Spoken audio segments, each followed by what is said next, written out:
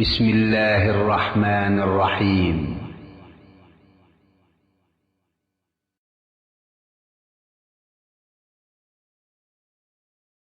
السلام علیکم ورحمۃ اللہ۔ الحمدللہ والصلاۃ والسلام علی رسول اللہ۔ اما بعد، یہ سوال بار بار ٹیلی فون سے بھی لوگوں نے کیا اور بالمشافہ بھی آئے، جیسا کہ شیخ نے بیان کیا کہ یہاں پر پہنچ کے بھی بعض لوگ میلاد شریف کی مجلس ڈھونڈ رہے تھے، تو چاہا گیا کہ اسی پہ تھوڑی سی تفصیل کر دی جائے۔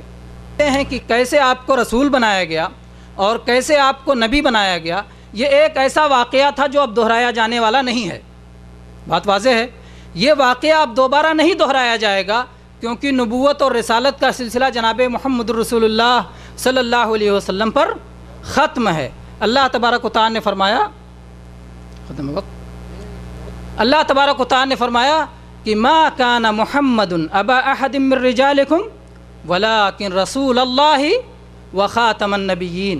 محمد صلی اللہ علیہ وسلم تم میں سے مردوں میں سے کسی کے باپ نہیں ہیں، لیکن آپ اللہ کے رسول ہیں اور آپ آخری نبی ہیں، سلسلے نبوت پر مہر لگانے والے ہیں۔ یہ کیوں کہا گیا کہ آپ مردوں میں سے کسی کے باپ نہیں ہیں؟ کیا عورتوں میں سے کسی کے باپ تھے؟ جی ہاں، نبی کریم صلی اللہ علیہ وسلم کے بیٹے پیدا ہوئے اور وہ بچپن میں ہی انتقال کر گئے، لیکن آپ کی بیٹیاں زندہ رہیں، ان کی شادیاں ہوئیں اور ان سے اولاد بھی ہوئی، اور جب ان آیات کا نزول ہوا تو بعض بیٹیاں زندہ تھیں، اسی لیے کہا گیا کہ مردوں میں سے کسی کے باپ نہیں ہیں۔ اور آپ جانتے ہیں کہ نبوت مردوں ہی کو ملتی ہے، عورتوں کو نبوت نہیں دی جاتی ہے، اس لیے کہ نبوت میں لوگوں کا سامنا کرنا ہوتا ہے، لوگوں کو سمجھانا ہوتا ہے، لوگوں سے گفتگو کرنی ہوتی ہے، لوگوں کو تعلیم دینی ہوتی ہے، ہمیشہ لوگوں سے رابطہ رہتا ہے، جو کام عورت نہیں کر سکتی ہے، اور اس میں عورت کے لیے مشاکل ہیں، دونوں کی فطرت، دونوں کی طبیعت، دونوں کا انداز، دونوں کی طاقت، دونوں کی قوت، دونوں کے احساس، حواس اور سوچنے سمجھنے کے انداز، یہ سب مختلف ہیں۔ اس لیے اللہ تبارک و تعالیٰ نے مرد کے ہی لیے نبوت اور رسالت کا سلسلہ رکھا ہے، عورتوں کے لیے نہیں رکھا ہے۔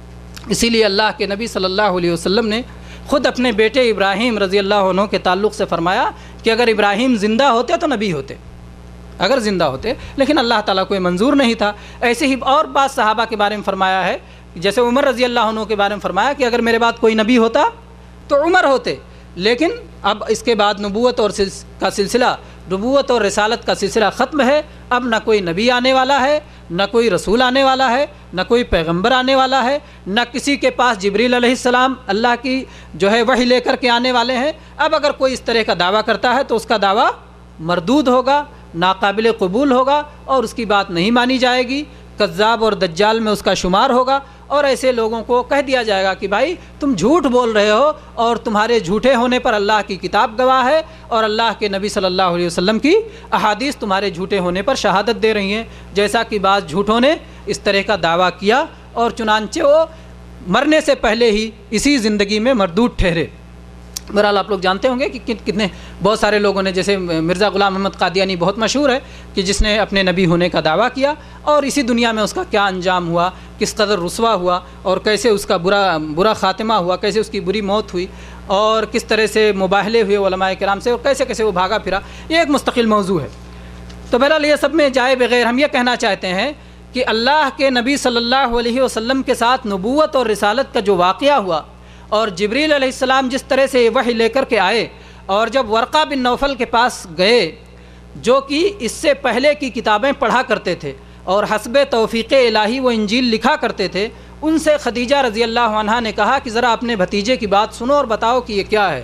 تو انہوں نے کہا یہ تو وہی ناموس ہے جو موسیٰ علیہ السلام کے پاس آیا تھا، اور اگر کاش میں زندہ ہوتا جب آپ کی قوم آپ کو نکال دے گی۔ تو انہوں نے اس وقت کہا کہ یہ وہی ناموس ہے جو اس سے پہلے آیا تھا، یعنی پہلے نبوت اور رسالت کا سلسلہ تھا۔ نبی صلی اللہ علیہ وسلم کوئی پہلے نبی نہیں تھے، آپ سے پہلے بھی انبیاء آ چکے تھے، رسول آ چکے تھے، اور قرآن پاک میں اس بات کا ذکر ہے، قُلْ مَا كُنْتُ بِدْعًا مِنَ الرُّسُلِ، اے اللہ کے نبی صلی اللہ علیہ وسلم آپ فرما دیجئے کہ میں کوئی انوکھا یعنی نیا نہیں رسول ہوں کہ مجھ سے پہلے رسول نہ آئے ہوں، مجھ سے پہلے رسول آ چکے ہیں، البتہ اب محمد الرسول اللہ صلی اللہ علیہ وسلم کے بعد اب کوئی رسول آنے والا نہیں ہے، اور رسالت کا سلسلہ آپ پر ختم ہو چکا ہے، اور اس طرح سے وہ تعلیم اور شریعت بھی آپ پر مکمل ہو چکی ہے، اس لیے آنے والی نہیں ہے۔ جیسا کہ آپ جانتے ہیں کہ قرآن پاک میں صریح طور پر اللہ تعالیٰ نے اعلان فرمایا الیوم اکملت لکم دینکم واتممت علیکم نعمتی ورضیت لکم الاسلام دینا، کہ دین کو اللہ تعالیٰ نے مکمل کر دیا ہے۔ اور جب دین مکمل ہو جاتا ہے یا کوئی چیز جب مکمل ہو جاتی ہے، مکمل ہونے کے بعد اگر اس میں کچھ اضافہ کیا جائے گا تو اضافہ وہ بڑھ کر ہوگا، زیادتی ہوگی، اور اگر کمی کی جائے گی تو نقص ہوگا۔ تو اس لیے اب اس شریعت میں نہ کمی کی جا سکتی ہے نہ اضافہ کیا جا سکتا ہے، کسی چیز کی گنجائش نہیں، کمی بیشی کی اب کوئی گنجائش باقی نہیں ہے۔ جہاں تک محفل میلاد کا تعلق ہے، آپ یہ نقطے سن چکے ہیں اور یہ ورقہ آپ سب کو تقسیم کر دیا گیا ہے۔ اس میں چند سوالات اٹھائے گئے ہیں، اس ورقے میں چند سوالات اٹھائے گئے ہیں جس میں یہ پوچھا گیا ہے کہ میرے بھائیوں اگر محفل میلاد برحق ہے تو ان سوالات کا کیا جواب ہے۔ ایک طرح سے سوالات اور نقطے ہیں، اور ہر نقطے پر اگر تفصیلی بیان کیا جائے تو پوری تقریر ہو سکتی ہے۔ ہر نقطہ اس میں اتنا قیمتی ہے کہ ہر نقطے پر ایک مفصل تقریر ہو سکتی ہے۔ مثال کے طور پر اس میں پہلا نقطہ دیا گیا ہے کہ اللہ تبارک و تعالیٰ نے خود اپنے نبی صلی اللہ علیہ وسلم کو اپنی شریعت کی پیروی کا حکم دیا ہے۔ اللہ تعالیٰ نے محمد صلی اللہ علیہ وسلم کو بھی یہ حکم دیا ہے کہ اے اللہ کے نبی صلی اللہ علیہ وسلم آپ اسی چیز کی پیروی کیجئے جس کا اللہ تعالیٰ نے آپ کو حکم دیا ہے، یعنی آپ اپنی طرف سے اس دین میں کوئی اضافہ نہ کیجئے۔ آپ بتائیے کہ جب خود جناب محمد الرسول اللہ صلی اللہ علیہ وسلم کو یہ اختیار نہیں ہے کہ اس دین میں اپنی طرف سے کوئی اضافہ کریں، کچھ چیز بڑھا لیں یا گھٹا لیں، تو بعد والوں کو اختیار دیا جا سکتا ہے؟ جب اللہ کے نبی کو اختیار نہیں تو بعد والوں کو کیسے اختیار ہوگا؟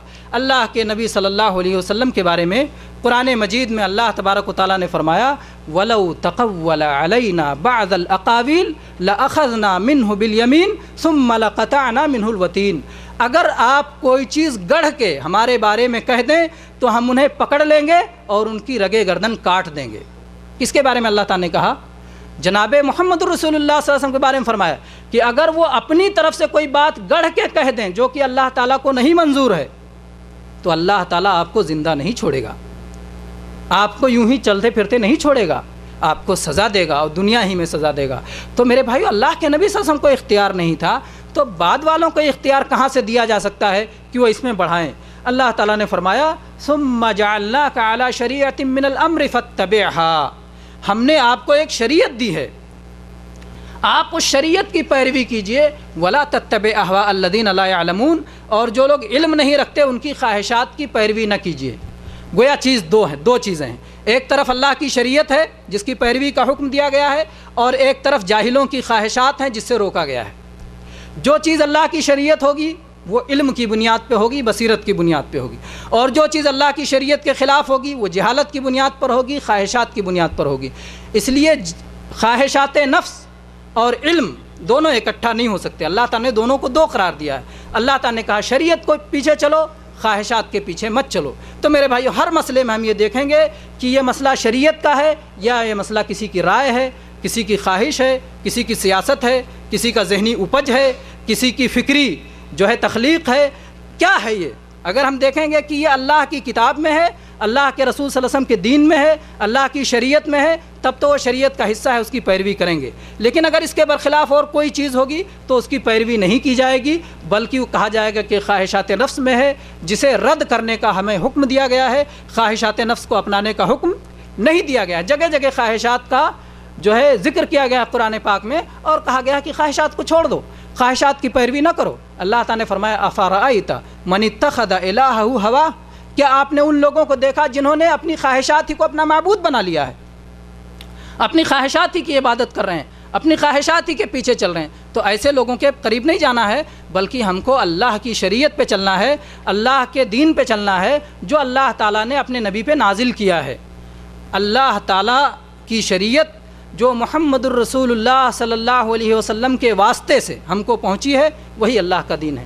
محمد الرسول اللہ صلی اللہ علیہ وسلم واسطہ ہیں اللہ کا دین پہنچانے میں ہم تک، اللہ کا دین ہم تک پہنچانے میں محمد صلی اللہ علیہ وسلم واسطہ ہیں، لیکن اللہ کی عبادت میں آپ واسطہ نہیں۔ اب کوئی کہے کہ نہیں آپ ایک واسطہ ہیں تو دوسرا واسطہ بھی، کبھی ایک آدمی ایک چیز میں واسطہ ہوتا لیکن دوسری چیز میں واسطہ نہیں ہوتا، آپ اپنی زندگی کے معاملات میں دیکھ سکتے ہیں۔ تو اللہ کے نبی صلی اللہ علیہ وسلم اللہ کا دین پہنچانے میں واسطہ ہیں، لیکن اس کے بعد اللہ کی عبادت کرنے میں، اللہ کی شریعت پہ عمل کرنے میں، اللہ تبارک و تعالیٰ سے مانگنے میں، اللہ سے دعا کرنے میں، اللہ سے ڈرنے میں، اللہ پہ بھروسہ کرنے میں، اللہ سے مدد طلب کرنے میں، اور اللہ کی عبادت کی جو صورتیں ہیں ساری صورتیں اختیار کرنے میں اللہ کے نبی صلی اللہ علیہ وسلم کو اللہ تعالیٰ نے واسطہ نہیں بنایا ہے۔ اللہ تعالیٰ نے فرمایا اتبعوا ما انزل الیکم من ربکم ولا تتبعوا من دونہ اولیاء، جو تمہارے رب کی طرف سے نازل کی گئی ہے جو بات اس کی پیروی کرو۔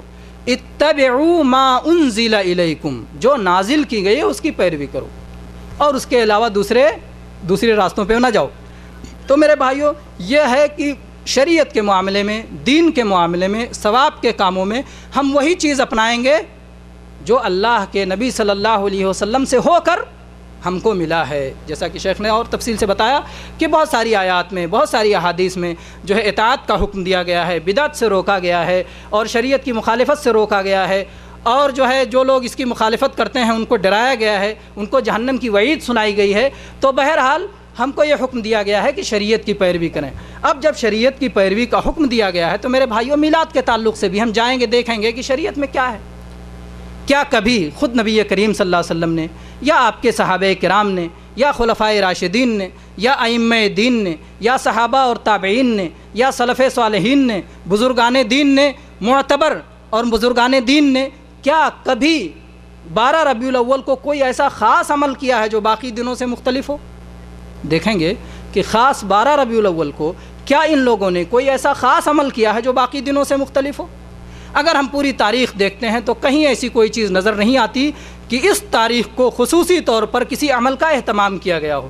تو ظاہر بات ہے جب اس تاریخ پر خصوصی طور پر کسی عمل کا اہتمام نہیں نظر آتا، اس کا مطلب ہے کہ ان لوگوں نے اس دن کو کوئی اہمیت نہیں دی، اور اس لیے ہمیں بھی اہمیت دینا درست نہیں ہے، کیونکہ نیکی کے وہ لوگ ہم سے زیادہ حریص تھے، ہم سے زیادہ وہ لوگ نیکی کے چاہنے والے تھے، ہم سے زیادہ وہ جو ہے نیکی میں بڑھ چڑھ کے حصہ لینے والے تھے، ہم سے زیادہ وہ رسول اللہ صلی اللہ علیہ وسلم سے اور اللہ تعالیٰ سے محبت کرنے والے تھے، ہم سے زیادہ وہ دین پر چلنے والے تھے، ہم سے زیادہ وہ دین کو سمجھنے والے تھے، ہم سے زیادہ وہ دین کے متبع تھے۔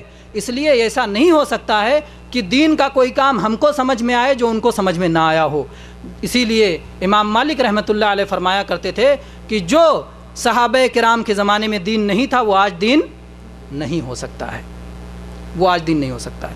تو بہرحال میرے بھائیوں، یہ نہیں ملتا کہ کبھی کسی صحابی نے یا تابعی نے اس دن کوئی خاص کام کیا ہو اور جس کی وجہ سے اس دن کی خصوصیت معلوم ہوتی ہے۔ پھر میرے بھائیوں، یہ بات بھی ہے کہ آج تک امت میں اس بات پر اتفاق نہیں ہو سکا کہ رسول اللہ صلی اللہ علیہ وسلم کی پیدائش کب ہوئی ہے۔ کوئی کہتا رمضان میں پیدائش ہوئی، کوئی کہتا ربیع الاول میں پیدائش ہوئی، پھر تاریخیں کون سی، کوئی کہتا 9 کو پیدا ہوئی، کوئی کہتا 12 کو پیدا ہوئی، کوئی کہتا 18 کو پیدا ہوئی۔ مختلف جو ہے رائے کیوں ہیں؟ یہ رائے اس وجہ سے ہیں کہ اس تاریخ کو محفوظ کرنے کا کوئی اہتمام نہیں کیا گیا۔ اگر اس تاریخ کا کوئی شرعی جو ہے شرعی حکم ہوتا، اس کے ساتھ متعلق ہوتا، اور شریعت کے کسی کام سے اس کا تعلق ہوتا، تو ظاہر بات ہے اس تاریخ کی حفاظت کی جاتی، اسے یاد رکھا جاتا اور اس پر عمل کیا جاتا۔ پھر میرے بھائیوں، یہ بھی سوچنے والی بات ہے کہ اگر ہم مان لیں کہ صحیح طور پر جناب محمد رسول اللہ صلی اللہ علیہ وسلم 12 ربیع الاول ہی کو پیدا ہوئے، مان لیتے ہیں 12 ربیع الاول کو پیدا ہوئے، تو 12 ربیع الاول کو نبی صلی اللہ علیہ وسلم کی وفات بھی تو ہوئی ہے، کہ وفات کسی اور دن ہوئی ہے، وفات کے بارے میں تو کوئی اختلاف بھی نہیں ہے۔ نبی صلی اللہ علیہ وسلم کی 12 ربیع الاول کو وفات ہوئی ہے۔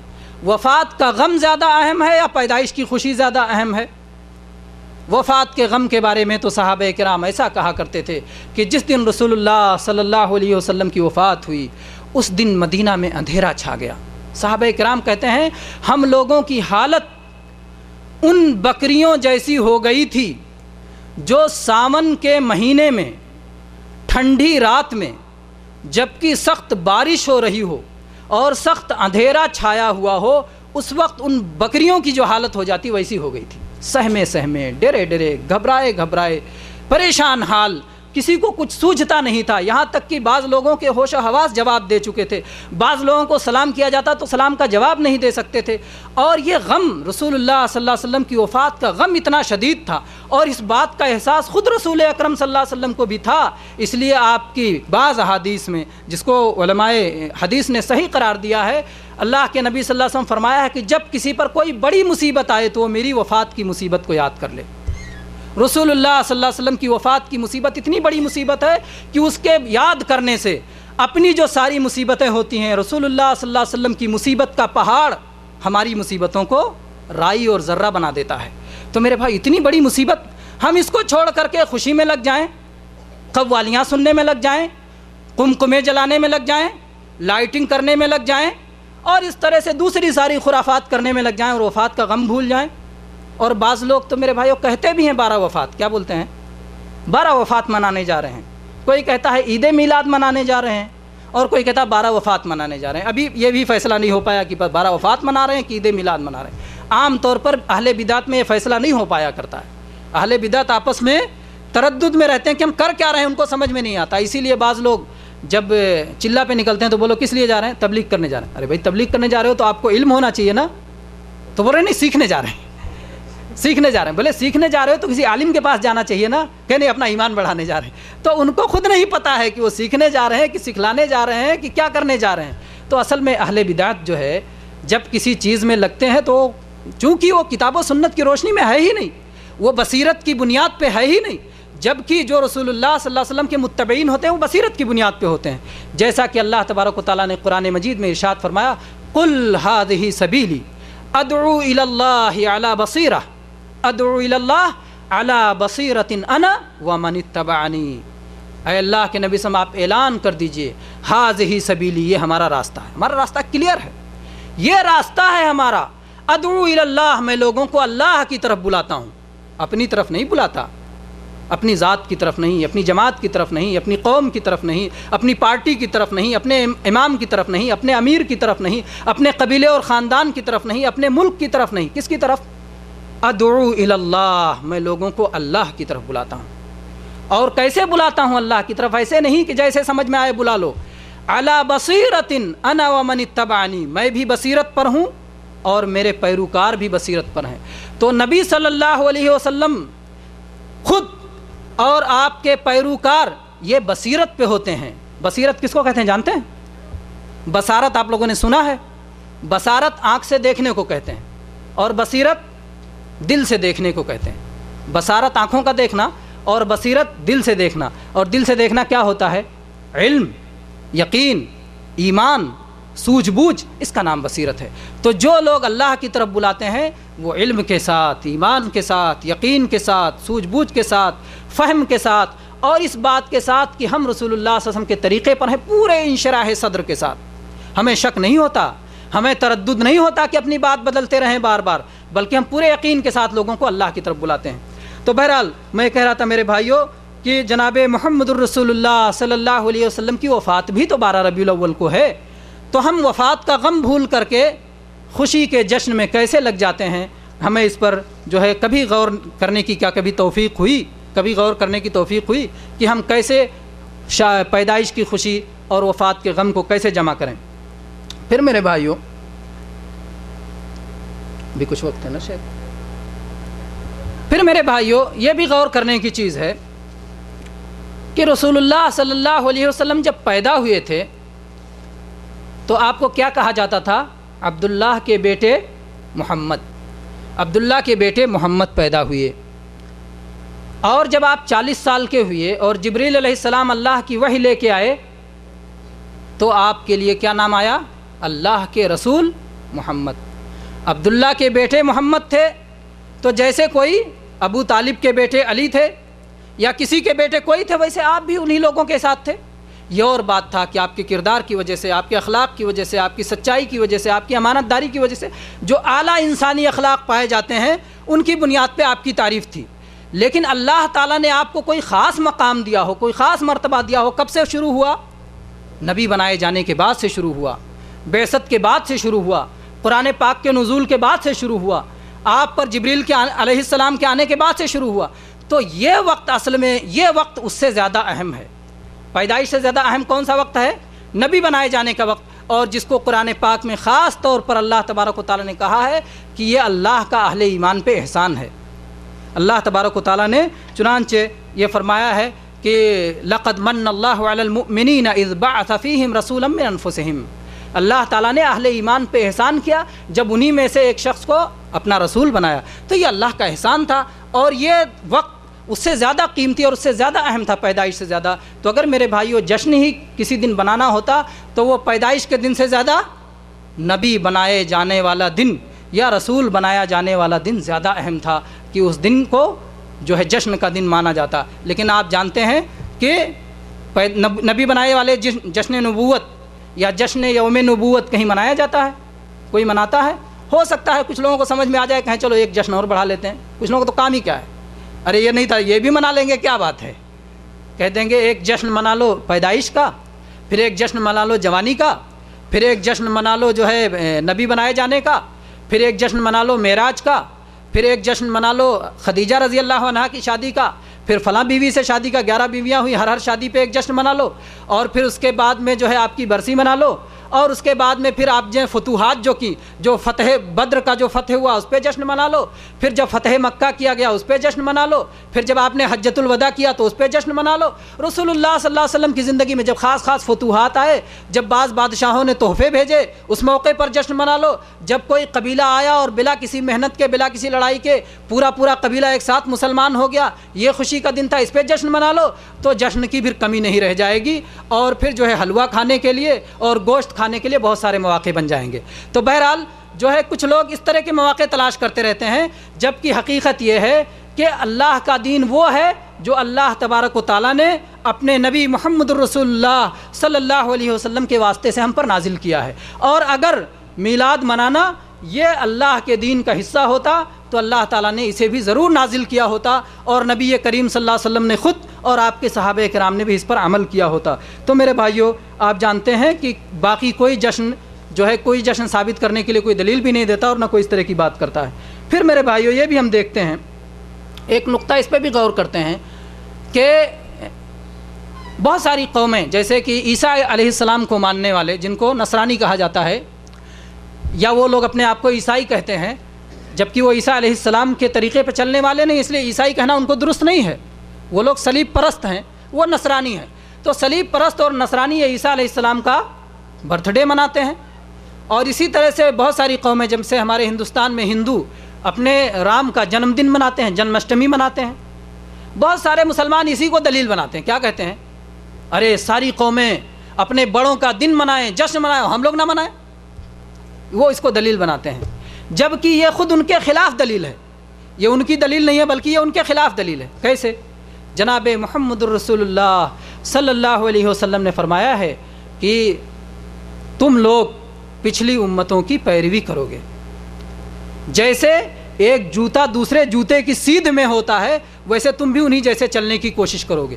وہ لوگ 71 اور 72 فرقے میں بٹے تو تم لوگ 73 فرقوں میں بٹ جاؤ گے. اور اللہ کے نبی صلی اللہ علیہ وسلم نے ان کی پیروی سے منع کیا، اور آپ نے تحذیراً ڈراتے ہوئے یہ بھی کہا من تشبہ بقوم فہو منہم، جو کسی قوم کا طریقہ اختیار کرے اس کا انجام بھی انہی کے ساتھ ہوگا. تو ہم کو تو روکا گیا ہے، اگر وہ کرتے ہیں تو ہم نہ کریں. اگر وہ اپنے بڑوں کا دن مناتے ہیں، اگر وہ اپنے بڑوں کی جشن پیدائش مناتے ہیں، اگر وہ اپنے بڑوں کا جنم دن مناتے ہیں، برتھ ڈے مناتے ہیں، میلاد مناتے ہیں، تو ہم کو تو روکا گیا ہے کہ ان کے طریقے پہ نہ چلیں. تو ہم ان کے طریقے کو اختیار کر کے اسی کو دلیل بنائیں تو شریعت سے نادانی کی اس سے بڑی اور بات کون سی ہو سکتی ہے؟ میرے بھائیوں اس سے تو ہمیں روکا گیا ہے. اسی طرح سے میرے بھائیوں جب نبی صلی اللہ علیہ وسلم نے میلاد خود نہیں منایا اور آپ کے صحابہ نے نہیں منایا، خلفائے راشدین نے نہیں منایا، تابعین نے نہیں منایا، آخر یہ آیا کہاں سے؟ کہاں سے آیا؟ آسمان سے تو ٹپکے گا نہیں. ظاہر بات ہے کوئی شروع کرے گا.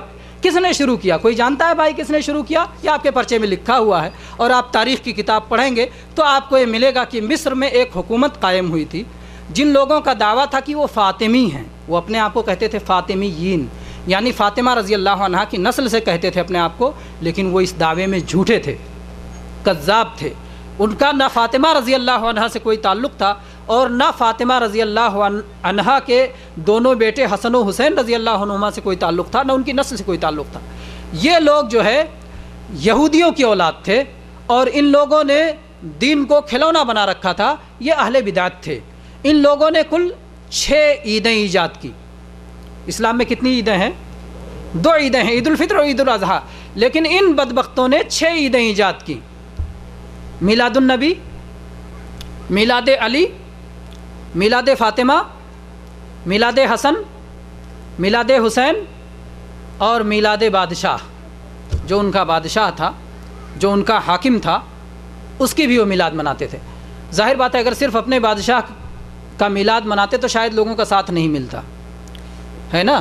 کبھی کبھی ایک غلط چیز منوانے کے لیے دو چار چیزیں صحیح ڈال دی جاتی ہیں، آدمی دھوکے میں جا رہے یہ تو صحیح، یہ تو صحیح، یہ تو کس کو نہیں ہے محبت رسول اللہ صلی اللہ علیہ وسلم سے، اور کس کو نہیں ہے محبت رسول اللہ صلی اللہ علیہ وسلم کے آل و اولاد سے۔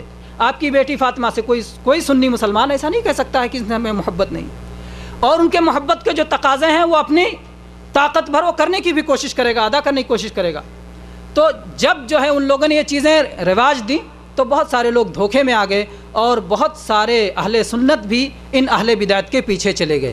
حالانکہ اگر ہم اہل سنت ہیں تو ہمیں اہل بدعت کے پیچھے جانا چاہیے؟ ہرگز نہیں جانا چاہیے، ہمیں سنت کو اپنانا چاہیے اور سنت کے طریقے پر چلنا چاہیے۔ اسی طرح سے میرے بھائیو، کیا محبت کا حق عید میلاد منانے سے ادا ہو جائے گا؟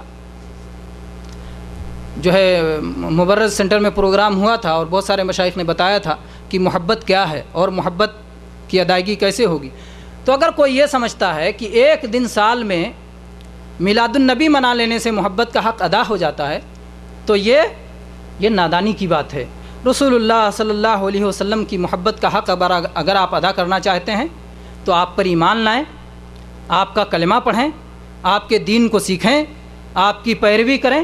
آپ دیکھیے کتنے افسوس اور تعجب کی بات ہوتی ہے، ایک آدمی جو سیدھے سے اشہد ان لا الہ الا اللہ اور اشہد ان محمد رسول اللہ نہیں پڑھ پاتا سیدھے سے، اور میلاد کے جلوس میں سب سے آگے رہتا ہے، کلمہ نہیں پڑھنے آتا، اور کلمہ پڑھ لیتا ہے تو معنی نہیں جانتا، لیکن میلاد کے جلوس میں سب سے آگے۔ 5 وقتہ صلاۃ نہیں پڑھتا جو اللہ تعالیٰ نے فرض کیا ہے، 5 وقت کی صلاۃ ہر مسلمان پہ فرض ہے، کلمہ پڑھے صلاۃ واجب ہوگی، فرض ہو گیا۔ 5 وقت کی صلاۃ نہیں پڑھتا لیکن میلاد النبی کے جلوس میں سب سے آگے رہتا ہے، دن بھر لگاتا ہے اس میں، بلکہ کئی دن تیاریوں میں بھی لگا رہتا ہے۔ فرض زکوٰۃ ادا نہیں کرتا، اللہ نے اسے مال دیا ہے وہ زکوٰۃ ادا کر سکتا ہے، لیکن فرض زکوٰۃ ادا نہیں کرتا، لیکن اپنی گاڑی، اپنی کار، اپنا ٹریکٹر، اپنا ٹرک اور ساری چیزیں سب وقف کر دیتا ہے میلاد النبی کے جلوس کے لیے، سب کو لے جاتا ہے، جو ہے عورتوں مردوں کا بے پردہ میل جول بھی ہوتا ہے اس میں، سب لے کے جاتا ہے، وہاں پہنچ جاتا ہے اور یہ سمجھتا ہے کہ نبی صلی اللہ علیہ وسلم کی محبت کا حق ادا کرا۔ اصل میں کیا ہوتا ہے، جب دین سے صحیح رشتہ کمزور پڑ جاتا ہے تو ہم لوگ چاہتے ہیں کچھ رسمیں ایجاد کر لیں اور ان رسموں کو پکڑ کے دیندار بنے رہیں، ہے نا۔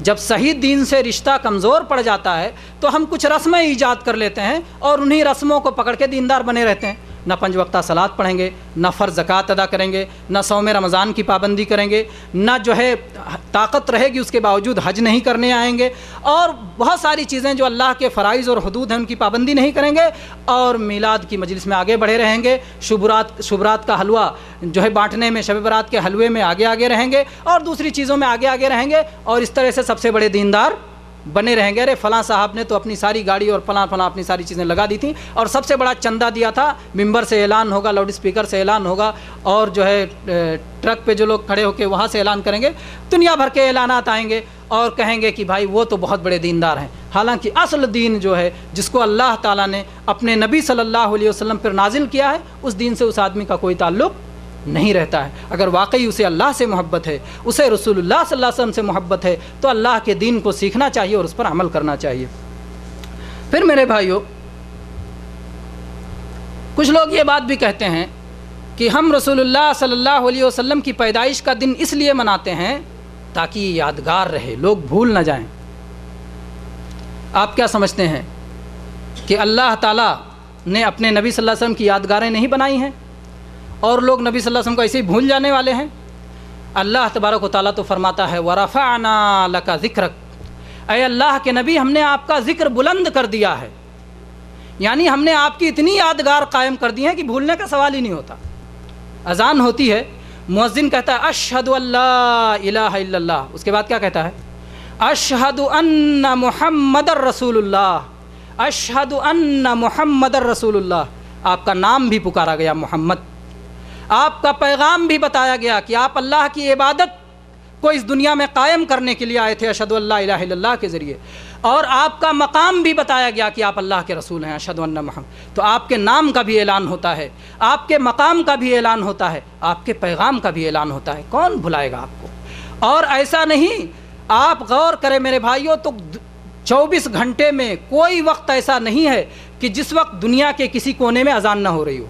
आप देखते हैं दुनिया, ज़मीन गोल है और मुख्तलिफ़ जगहों पर मुख्तलिफ़ आबादियाँ हैं, मुख्तलिफ़ जगहों पर मुख्तलिफ़ आबादियाँ हैं। जब एक जगह वक्त सलात का वक्त सूरज के हिसाब से है, एक जगह जो है सलात का वक्त ख़त्म हो जाता है, दूसरी जगह शुरू होता है, दूसरी जगह ख़त्म होता है, तीसरी जगह शुरू होता है, तीसरी जगह चौथी जगह शुरू होता है। इसीलिए मोबाइल फ़ोन करते हुए आप एहतियात करते हैं, अरे यार वहाँ सलात तो नहीं हो रही, इस वक्त आप मक्का फ़ोन करना चाह रहे हैं, मक्का में सलात तो नहीं हो रही। तो यहाँ सलात ख़त्म हो जाती है और वहाँ सलात हो रही होती है, वहाँ सलात ख़त्म हो जाए दूसरी जगह हो रही होती है। तो इस तरह से 24 घंटे में कोई भी वक्त ऐसा नहीं है जबकि दुनिया के किसी न किसी कोने में अजान न हो रही हो और अशहदु अन्ना मुहम्मद रसूलुल्लाह का ऐलान न किया जा रहा हो।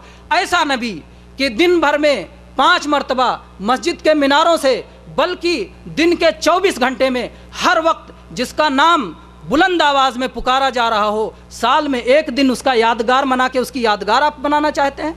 ये तो नाकदरी है, ये तो नाकदरी है। और फिर सिर्फ अजान में नहीं मेरे भाइयों, अजान के बाद फिर इकामत भी तो होती है, इकामत में भी आपका नाम लेते हैं। खुतबा में जब खतीब खुतबा देने के लिए चढ़ता है उसमें भी नाम लेते हैं। आप सलाह पढ़ते हैं, सलाह में तहियात में बैठते हैं, तशहुद में बैठते हैं, अस्सलामु अलैका अय्युहन नबी व रहमतुल्लाहि व बरकातुहू, आप तहियात में पढ़ते हैं। फिर अशहदु अल्ला इलाहा इल्लल्लाह अशहदु अन्ना मुहम्मद रसूलुल्लाह पढ़ते हैं। फिर दरूद भेजते हैं, अल्लाहुम्मा सल्लि अला मुहम्मदिन व अला आलि मुहम्मदिन कमा सल्लैता अला इब्राहीम व अला आलि इब्राहीम इन्नका हमीदुम मजीद, अल्लाहुम्मा बारिक अला मुहम्मदिन व अला आलि मुहम्मदिन कमा बारकता अला इब्राहीम व अला आलि इब्राहीम इन्नका हमीदुम मजीद। फिर मेरे भाइयों एक सवाल दरमियानी में आ गया, इसी से मुताल्लिक़ है। किसी भाई ने लिखा है, अल्लाह के रसूल सल्लल्लाहु अलैहि वसल्लम की तारीफ़ कैसे करें? क्या मुशायरे के ज़रिए तारीफ़ नहीं की जाती? तो क्या महफ़िल मिलाद में ये चीज़ें नहीं हैं?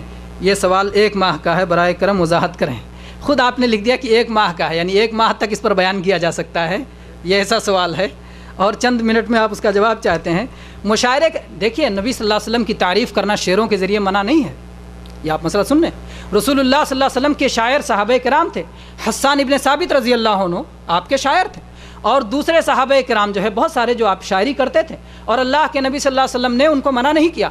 अलबत्ता अगर शायरी में बालिग समझ बूझ वाला मुकल्लफ शख्स गलती करे उसे रोका जाएगा, और गैर मुकल्लफ भी गलती करे तो उसे भी रोका जाएगा।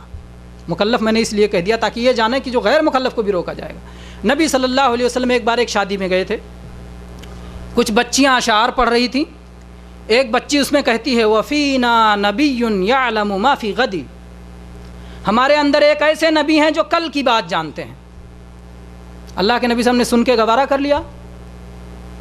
नहीं, आप अल्लाह के नबी थे, नाहक पे आप चुप नहीं रह सकते थे।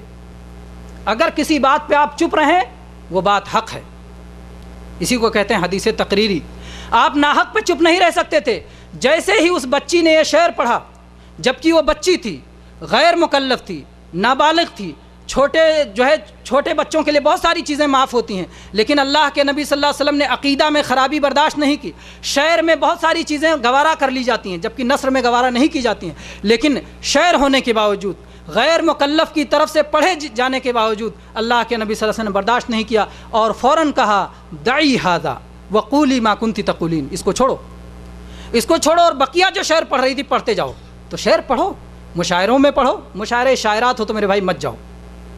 शायरात बरहना, बेपर्दा और गंदे अशार और फहश पर उभारने वाले अशार और जो है जज्बात को बरंगेख्ता करने वाले अशार लेकर के आती हैं, उसमें मत जाओ। उन मुशायरों में शिरकत मत करो जिसमें शायरात होती हैं। बल्कि आज तो लोग कहते हैं यार शायरात को नहीं बुलाओ, मुशायरा कामयाबी नहीं होगा, तो मुशायरात को बढ़ चढ़ के आगे जाते हैं। नहीं, मुशायरे शायरात हो आप शिरकत ना करें, शायरों का मुशायरा है आप जाएँ। लेकिन मेरे भाइयों फिर शायर लोग कितने मुल्हिदाना अशार पढ़ते हैं, कितने ईमान के ख़िलाफ़ पढ़ते हैं, कितने अल्लाह पर एतराज़ करते हैं, कितने दीन इस्लाम पे एतराज़ करते हैं। अगर मुशायरों में इस तरह की बात हो तो उनके में भी शिरकत ना करो, बाइकाट करो उनका। जब सही बात कहें तो सुनो, गलत बात कहें मत सुनो। अल्लाह के नबी सल्लल्लाहु अलैहि वसल्लम का यही तरीक़ा था। اور اہل حق اہل جرات کا یہی طریقہ ہونا چاہیے۔ تو مشاعرے میں اگر اللہ کے نبی کی تعریف ہوتی ہے اور صحیح طور پہ تعریف ہوتی ہے تو قابل قبول ہے، اور اگر غلط تعریف ہوتی ہے تو اسے رد کر دیا جائے گا۔ تو محفل میلاد میں اگر صحیح تعریف ہو تو قابل قبول ہے، اور اگر غلط تعریف ہو تو اسے رد کر دیا جائے گا۔ قوالی میں اگر صحیح تعریف ہے تو قابل قبول، اور اگر غلط تعریف ہے تو اسے رد کر دیا جائے گا۔ نعت شریف میں اگر صحیح تعریف ہے تو قابل قبول، اور اگر غلط تعریف ہے، حد سے تجاوز ہے یا آپ کی شان میں گستاخی کی گئی ہے تو اسے رد کر دیا جائے گا۔ یہ کہیں بھی ہو، کسی بھی کلام میں ہو، تقریر میں ہو، نثر میں ہو، نظم میں ہو، کہیں بھی ہو، اگر حد کے اندر ہے، اس مقام کے اندر ہے جو اللہ تعالیٰ نے آپ کو مقام دیا ہے، قابل قبول۔ اگر اس کے خلاف ہے یا تجاوز کر دیا جائے، حد سے اوپر بڑھا دیا جائے یا گستاخی کی جائے، دونوں ناقابل قبول ہے۔ نہ گستاخی قابل قبول اور نہ حد سے تجاوز قابل قبول، صرف وہ قبول ہے جو اللہ تعالیٰ کو قبول ہے۔ جیسا کہ جناب محمد الرسول اللہ صلی اللہ علیہ وسلم کا طریقہ تھا کہ آپ فرماتے تھے، آپ کے جب بیٹے ابراہیم علیہ السلام کا انتقال ہو گیا تو آپ نے کیا کہا؟ القلب یحزن والعین تدمع وَإِنَّا بِفِرَاقِكَ يَا إِبْرَاهِيمُ لَمَحْزُنُونَ وَلَا نَقُولُ إِلَّا مَا يَرْضَى رَبُّنَا۔ آپ نے کہا کہ دل میں غم ہے، آنکھوں سے آنسو بہہ رہے ہیں، ابراہیم تمہاری جدائی پہ ہمیں سخت تکلیف ہے، لیکن ہم زبان سے وہی بات کہیں گے جس سے ہمارا رب راضی ہوتا ہے۔ جو رب کی رضا کے خلاف ہو وہ زبان سے ہم کہہ نہیں سکتے۔ تو میرے بھائیوں، اگر قوالیوں میں، اشعار میں اگر ایسی باتیں کی جائیں جو رسول اللہ صلی اللہ علیہ وسلم کے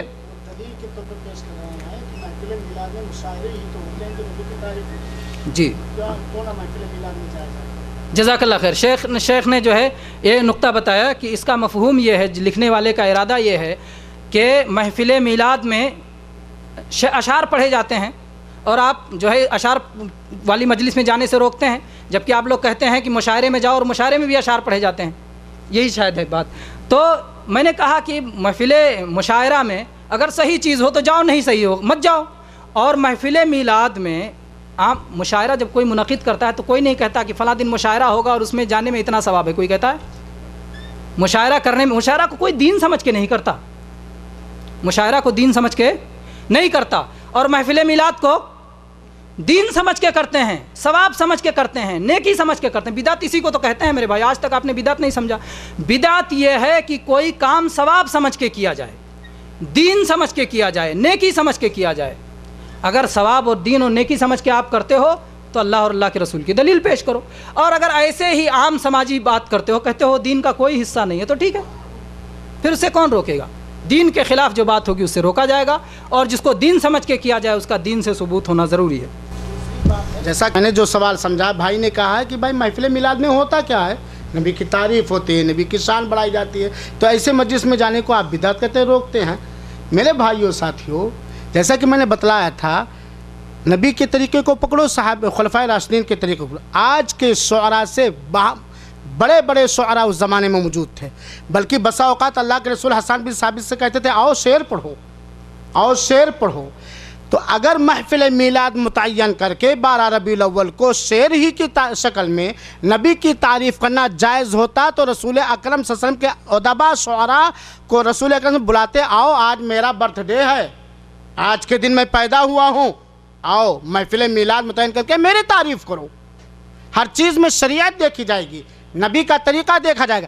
اگر صحابہ کرام میں سے کسی ایک صحابی نے، یہ بھی معلوم ہونا چاہیے کہ آخری صحابی کا انتقال 110 ہجری میں ہوا ہے، سن 11 ہجری میں نبی کریم صلی اللہ علیہ وسلم کا انتقال ہو گیا، آخری صحابی کا انتقال سن 110 ہجری میں ہوا ہے۔ سن 110 ہجری تک صحابہ کرام زندہ تھے۔ نبی کریم صلی اللہ علیہ وسلم کے وفات کے بعد سے لے کر کے سن 110 ہجری تک کیا صحابہ کرام نے عید میلاد النبی کے موقع پر، 12 ربیع الاول کے موقع پر جشن مشاعرہ رچا، نبی کی تعریف کی؟ نہ آپ کی موجودگی میں اور نہ آپ کے رخصت ہونے کے بعد۔ اور جیسا کہ شیخ نے اشارہ کیا، بڑی بھاری بات، کہ ہم سے کہیں زیادہ وہ نبی کے پیروکار اور محبت کرنے والے تھے، ہم سے کہیں زیادہ وہ دین کے حریص تھے، دین کے لالچی تھے۔ اگر ذرہ برابر اس کا تعلق دین سے ہوتا تو ضرور حسان ابن ثابت جیسے شاعر رسول، جن کو خطاب ملا ہے شاعر رسول، وہ آپ کی موجودگی میں بھی 12 ربیع الاول کو جشن عید میلاد النبی مناتے اور شعر ایسے کہتے جس پہ آپ انگلی نہیں اٹھا سکتے تھے۔ آج تو شعروں میں کیا ہے، بہت سارے لینا ہے ہمیں جو کچھ لے لیں گے، اللہ کے پلڑے میں وحدت کے سوا کیا ہے، لینا ہے ہمیں جو کچھ لے لیں گے، محبت سے شرک اور کفر سے بھرا ہوا مشاعرہ کرتے ہیں۔ महफिल मिलाद में। और बहुत सारे लोग कहते हैं महफिल मिलाद में रसूल का जिक्र ही तो छेड़ा जाता है, क्या एक ही दिन रसूल का जिक्र छेड़ा जाएगा? रसूल की सीरत तो डेली पढ़ने की बात है। तो अगर महफिल मिलाद में रसूल की तारीफ़ ही की जाए, रसूल की तारीफ़ ही की जाए, तबलीग ही की जाए, तौहीद की दावत ही जाए, फिर भी महफिल मिलाद मनाना या मचाना या उसको कायम करना रसूल अकरम सल्लल्लाहु अलैहि वसल्लम पर जो शरीयत उतारी गई है उससे उसका सबूत नहीं मिलता है, चाहे आप नबी के पैगाम ही लोगों तक पहुँचाएँ। ये महफिल मिलाद के नाम पर किसी तरह का डिक्लेरेशन करना ये नबी करीम सल्लल्लाहु अलैहि वसल्लम के दीन से नहीं है, साहबे कराम के तरीके से नहीं है। यहाँ तक कि आप लोग कह रहे हैं हम हनफी हैं, आप लोग कहते हैं हम मालिकी हैं, आप लोग कहते हैं हम शाफई हैं, आप लोग कहते हैं हम हम्बली हैं, आप लोग कहते हैं बोलो इमाम अबू हनीफा रहमतुल्लाह अलैह ने मनाया, इमाम आज़म है, इमाम शाफी रहमतुल्लाह अलैह ने मनाया ईद मिलादुन नबी, इमाम अहमद बिन हम्बल रहमतुल्लाह अलैह ने मनाया, इमाम मालिक रहमतुल्लाह अलैह ने मनाया। ये आइम्मा दीन है जिनके आप पैरोकार बने हुए हैं। जब इन लोगों जिनके पैरोकारी आप कर रहे हैं इन लोगों ने नहीं बनाया तो कैसे मना रहे हैं? जैसा कि शेख ने बताया कि 5 मिलाद मनाया गया था नबी करीम सल्लल्लाहु अलैहि वसल्लम के इंतकाल के 400 साल के बाद। ये तारीख भी जानिए जो लोगों ने ईजाद किया था। नबी करीम सल्लल्लाहु अलैहि वसल्लम के इंतकाल के कितने साल बाद? 400 साल के बाद यहूदियों की औलाद ने ईजाद किया था। लिहाजा इसका दीन से कोई वास्ता ताल्लुक नहीं मेरे भाइयों। चाहे उसमें मुशारा, चाहे उसमें मना करके कुरान ही की तिलावत ही क्यों ना की जाए, इस तरह की कोई चीज़ शरीयत में नहीं। अगर आप इबादत करना चाहते हैं, मिसाल के तौर पर आगे आप एक मूर्ति रख लीजिए, नमाज पढ़िए, आप कहिए मैं अल्लाह के नमाज पढ़ा, मूर्ति रखने नहीं दो, सही है। कब्र एक मज़ार है, आगे आप रखिए, कब्र पे जाइए, ज़ोहर पढ़िए, जायज़ होगा। हालांकि आप कहें मैं तो नमाज पढ़ा हूँ भाई, नमाज पढ़ना सही है ना, लेकिन उस जगह पे पढ़ना सही कि नहीं सही? इसलिए सुन्नत वक्त से भी मुताल्लिक है, टाइम से मुताल्लिक सारी चीज़ें। अगर कोई ये कहे आज जश्न ईद मिलादुन नबी है, सारे मुसलमान आकर के एक एक पारे के कुरान की तिलावत करेंगे, सारे लोग एक एक हदीस रसूल जो सही सनद से साबित हो याद करके सुनाएंगे, तब भी महफिल मिलाद अल्लाह के रसूल साबित नहीं है। इस दीन का बहाना लेकर के भी अल्लाह के रसूल साबित नहीं है। या तो कुरान की कोई आयत पेश करे, या नबी करीम सल्लल्लाहु अलैहि वसल्लम के किसी एक साल की कोई दलील पेश करे, या सहाबे कराम में से किसी का एक अमल कोई पेश करे, और अगर नहीं पेश करता है तो तौबा करे, क्योंकि ये बिदात है, ताल्लुक नहीं मेरे भाई। चाहे उसमें मुशारा, चाहे उसमें मना करके कुरान ही की तिलावत ही क्यों ना की जाए, इस तरह की कोई चीज़ शरीयत में नहीं। अगर आप इबादत करना चाहते हैं, मिसाल के तौर पर आगे आप एक मूर्ति रख लीजिए, नमाज पढ़िए, आप कहिए मैं अल्लाह के नमाज पढ़ा, मूर्ति रखने नहीं दो, सही है। कब्र एक मज़ार है, आगे आप रखिए, कब्र पे जाइए, ज़ोहर पढ़िए, जायज़ होगा। हालांकि आप कहें मैं तो नमाज पढ़ा हूँ भाई, नमाज पढ़ना सही है ना, लेकिन उस जगह पे पढ़ना सही कि नहीं सही? इसलिए सुन्नत वक्त से भी मुताल्लिक है, टाइम से मुताल्लिक सारी चीज़ें। अगर कोई ये कहे आज जश्न ईद मिलादुन नबी है, सारे मुसलमान आकर के एक एक पारे के कुरान की तिलावत करेंगे, सारे लोग एक एक हदीस रसूल जो सही सनद से साबित हो याद करके सुनाएंगे, तब भी महफिल मिलाद अल्लाह के रसूल साबित नहीं है। इस दीन का बहाना लेकर के भी अल्लाह के रसूल साबित नहीं है। या तो कुरान की कोई आयत पेश करे, या नबी करीम सल्लल्लाहु अलैहि वसल्लम के किसी एक साल की कोई दलील पेश करे, या सहाबे कराम में से किसी का एक अमल कोई पेश करे, और अगर नहीं पेश करता है तो तौबा करे, क्योंकि ये बिदात है। जज़ाकल्लाह खैर। जज़ाकल्लाह। अलबत्ता एक चीज़ है, बाज़ गांव ऐसे पाए जाते हैं, बाज़ जगहें बस्तियां ऐसी पाई जाती हैं जहाँ के मुसलमान इस्लाम के बारे में सिर्फ़ एक चीज़ जानते हैं, साल में मिलाद मना लेना कभी कभी। वो सिर्फ 12 रबीउल अव्वल ही को नहीं मनाते, जब भी उन्हें कोई दीनी मजलिस करनी होती है तो कहते हैं चलो मिलाद शरीफ है ना। जब भी दीनी मजलिस करनी होती है, साल के जिस महीने में भी करना हो, रमज़ान में भी करेंगे तो कहेंगे चलो मिलाद शरीफ करते हैं। तो अगर कहीं इस तरह की सूरत हाल हो और वहाँ आप अच्छे अंदाज में अपनी दावत पहुँचाना चाहते हैं, अगर आप कह देंगे कि मिलाद शरीफ ना मनाओ तो मजलिसें बंद हो जाएंगी, है ना। आप उसी मजलिस को खैर के लिए इस्तेमाल करें जो कि 12 रबीउल अव्वल के दिन नहीं कायम हुई है ना, 12 रबीउल अव्वल के दिन नहीं कायम हुई है, बल्कि वो किसी और दिन। वो बेचारा इस्लाम के बारे में सिर्फ यही जानता है कि जो मुसलमान हो उसे कभी ना कभी मिलाद शरीफ पढ़ना चाहिए। जैसे हिंदू समझते हैं कि जैसे अगर कोई हिंदू है तो ज़िंदगी में कभी ना कभी उसे कथा पढ़वाना चाहिए, है ना, कभी कथा पढ़वाना चाहिए। तो वो लोग जमा करके अपने पंडित को लाके कथा पढ़वाते हैं।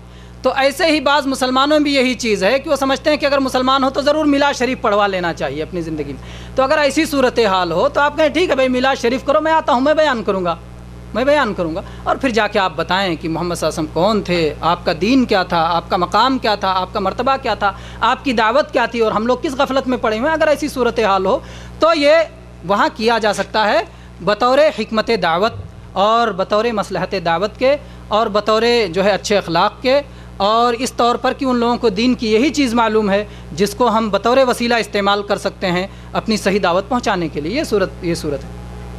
ورنہ جیسا کہ شیخ نے بتایا کہ اگر 12 ربیع الاول کو میلاد کے نام پر جو بھی کریں گے وہ اس کو ثابت ہونا چاہیے، ثبوت کے بغیر کچھ نہیں کر سکتے۔ آگے چلتے ہیں میرے بھائیوں، وقت تو کافی گزر چکا ہے، اس وقت جو ہے پروگرام ایک دم ختم ہونے کا وقت ہے۔ 2 منٹ میں 2 نقطے جو اور باقی رہ گئے میں اسے بتا کر کے میں اپنی بات ختم کرتا ہوں۔ اگلی بات یہ چل رہی تھی کہ نبی صلی اللہ علیہ وسلم کا ایک دن یادگار منانا اس کی نہ کوئی ضرورت ہے، اور اللہ تبارک و تعالیٰ نے خود اللہ کے نبی صلی اللہ علیہ وسلم کی یادگاریں قائم کر دی ہیں اور آپ کا ذکر بلند کر دیا ہے۔ یادگار اس کا منائیے جس کو لوگ بھول جاتے ہوں، اور جو لوگ بھول جاتے ہوں وہ یادگار منائے۔ جو رسول اللہ صلی اللہ علیہ وسلم کو ہر دن اور بلکہ ہر گھڑی یاد رکھتے ہیں، ان لوگوں کو ضرورت نہیں ہے کہ سال میں ایک دن یادگار منائیں۔ آگے چلتے ہیں کہ اللہ کے نبی صلی اللہ علیہ وسلم نے یہ بھی فرمایا ہے، لا تطرونی کما اطرت النصارى ابن مریم فانما انا عبد فقولوا عبد اللہ ورسولہ۔ اللہ کے نبی نے فرمایا کہ مجھے حد سے آگے نہ بڑھانا، جیسے مریم کے بیٹے عیسیٰ علیہ السلام کو ان کے ماننے والوں نے حد سے آگے بڑھا دیا، ان کو اللہ کا بیٹا بنا دیا، ان کو اللہ کا ٹکڑا بنا دیا، ان کو 3 کا تیسرا بنا دیا، ویسا رسول اللہ صلی اللہ علیہ وسلم کو نہ بنانا۔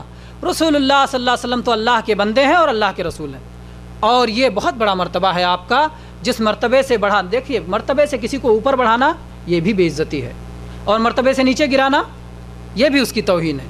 ایک آدمی مدیر نہیں، اس کو جا کر کے آپ کو اے مدیر، اس کی آپ تعریف کر رہے ہو کہ برائی کر رہے ہو، اس کو منہ چڑھا رہے ہو آپ۔ وہ مدیر نہیں ہے اور اس کو آپ مدیر کہو تو اس کو چڑھا رہے ہو کہ تم مدیر نہیں ہے۔ ایک حوالدار کو جا کے کہو داروغہ صاحب، اس کی تعریف کرو کہ اس کو چڑھا رہے ہو، اس کو چڑھا رہے ہو آپ۔ تو جو مقام نہیں ہے اس مقام سے اوپر کر دینا یہ چڑھانا ہے، یہ گستاخی ہے، یہ بے ادبی ہے۔ جو مقام ہو وہی مقام دینا چاہیے، مقام سے نیچے کرنا بھی بے ادبی اور مقام سے اوپر اٹھانا بھی بے ادبی۔ جو جس کا مقام ہے وہ مقام دے دینا یہی اس کی عزت ہے۔ تو رسول اللہ صلی اللہ علیہ وسلم نے فرمایا کہ انما انا عبد فقولوا عبد اللہ ورسولہ، میں اللہ کا بندہ ہوں، اللہ کا رسول ہوں، مجھے اللہ کا بندہ کہو، اللہ کا رسول کہو۔ میرے بھائیوں، پھر رسول اللہ صلی اللہ علیہ وسلم کی ذاتی صفات کا، ذاتی اوصاف کا، جیسے یہ بیان کرنا کہ آپ کے بال بڑے خوبصورت تھے، آپ کا چہرہ چاند جیسا تھا، آپ کا شباب بڑا بھرپور تھا، آپ کا بدن بہت قوی تھا، اور اسی طرح سے آپ بڑے بہادر تھے، اور آپ کا سرما ایسا تھا، اور آپ کی پگڑی ایسی تھی، اور آپ کا جبہ ایسا تھا، اور آپ کی چال ایسی تھی، اور وغیرہ وغیرہ جو آپ کے اخلاق اور اوصاف تھے، یا وہ خلقی ہوں یا خلقی ہوں یا خلقی ہوں، کیسے بھی ہوں، جو اسلاف آپ کے اوصاف تھے اس کو بیان کرنا، آپ کی سچائی کو بیان کرنا، آپ کی امانت داری کو بیان کرنا، یہ تو کتنے غیر مسلم بھی کرتے ہیں۔ آپ نے سنا ہے جو ہے عبد المطلب کا وہ شعر جس میں انہوں نے نبی صلی اللہ علیہ وسلم کے بارے میں فرمایا، وَأَبْيَضُ يُسْتَسْقَى الْغَمَامُ بِوَجْهِهِ سِمَالُ الْيَتَامَى عِصْمَةٌ لِلْأَرَامِلِ، وہ سفید، وہ گورا چٹا کہ جس کے چہرے کے وسیلے سے لوگ بارش مانگتے ہیں۔ یہ کس کا شعر ہے؟ عبد المطلب کا۔ عبد المطلب کا، یہ اسلام نہیں لائے تھے۔ وہ کہتے ہیں وہ گورا چٹا جس کے چہرے کو دیکھ کر کے لوگ بارش مانگتے ہیں، یعنی ان کے اندر وہ روحانیت پائی جاتی ہے، وہ ان کی برکت لوگوں کو نظر آتی ہے کہ ان کو دیکھ کر کے لوگ مرعوب ہو جاتے ہیں، اور ان کے ذریعے سے اللہ سے واسطہ کہ اے اللہ اپنے اس نیک بندے کے واسطے سے تو بارش عطا کر دے، یہ مانگتے ہیں۔ یہ تصور تھا واسطے اور میں جاہلیت میں اس تصور کا، اس واسطے کا تصور تھا۔ انہوں نے اپنے تصور کے مطابق کہا کہ وہ گورا چٹا سفید آدمی، وہ میرا پوتا کہ جس کے وسیلے سے لوگ پانی مانگتے ہیں، بارش مانگتے ہیں، اور بارش ہوتی ہے، جو یتیموں کا ملجا ہے، مددگار ہے، اور بیواؤں کو پناہ دیتا ہے۔ تو کیا عبد المطلب کو یہ کہہ دیں گے کہ اس شعر کی وجہ سے کہ نبی صلی اللہ علیہ وسلم کی تعریف میں کہ انہوں نے جو ہے جنت کا کوئی حصہ ان کو مل گیا، اس کی وجہ سے نہیں ہو سکتا ہے۔ اس طرح سے کتنے غیر مسلم ہیں جو کہ نبی صلی اللہ علیہ وسلم کی بڑی تعریفیں کرتے ہیں، لیکن یہ تعریفیں کب کارآمد ہوں گی؟ جب رسول اللہ صلی اللہ علیہ وسلم کی تعریف جو ہے آپ کی صحیح تعریف ہو۔ اور خود اللہ تعالیٰ نے قرآن مجید میں تو یہ بھی فرمایا ہے کفار کے تعلق سے، انہم لا یکذبونک ولکن الظالمین بآیات اللہ یجحدون، کہ اے اللہ کے نبی صلی اللہ علیہ وسلم، یہ کافر یہ آپ کو جھوٹا نہیں کہتے، لا یکذبون، کہ آپ کو جھوٹا نہیں کہتے، ولکن الظالمین بآیات اللہ یجحدون، لیکن یہ ظالم یہ اللہ کی آیتوں کو جھٹلاتے ہیں، یہ قرآن کو جھٹلاتے ہیں، یہ آپ کے دین کو جھٹلاتے ہیں، یہ آپ کی شریعت کو جھٹلاتے ہیں۔ تو رسول اللہ صلی اللہ علیہ وسلم کی تعریف صرف کرتے رہنا اور آپ کے دین کو نہ اپنانا، آپ کی شریعت کو نہ اپنانا، یہ انہی کفار کے طریقے پہ چلنا ہے۔ تو ایک اہل سنت کو، ایک مسلمان کو جو ہے ہمیشہ اہل ایمان کے طریقے پر اور رسول اللہ صلی اللہ علیہ وسلم کے طریقے پر چلنا چاہیے۔ بہرحال میرے بھائیو، آگے بھی چند نکات ہیں جو آپ کے پاس موجود ہے کہ میلاد کی مجلسوں میں بہت ساری برائیاں ہوتی ہیں، ناقابل بیان ہیں، جو ہے مرد اور عورتیں بے پردہ ملتی جلتی ہے، اسی طرح سے فضول خرچی ہوتی ہے، ریا اور نمود کا جو ہے لوگوں کو موقع ہوتا ہے، اسی طرح سے اس سے بھی بڑی بات کہ اس میں جھوٹی حدیثیں سنائی جاتی ہیں، جھوٹے قصے سنائے جاتے ہیں، اور اس سب سے بڑی بات جو کیا ہوتی ہے، ان مجلسوں میں شرک ہوتا ہے، ان مجلسوں میں شرک ہوتا ہے۔ بہت ساری مجلسوں میں یہ تصور ہوتا ہے کہ رسول اللہ صلی اللہ علیہ وسلم سب کچھ دیکھ رہے ہیں، سب کچھ سن رہے ہیں،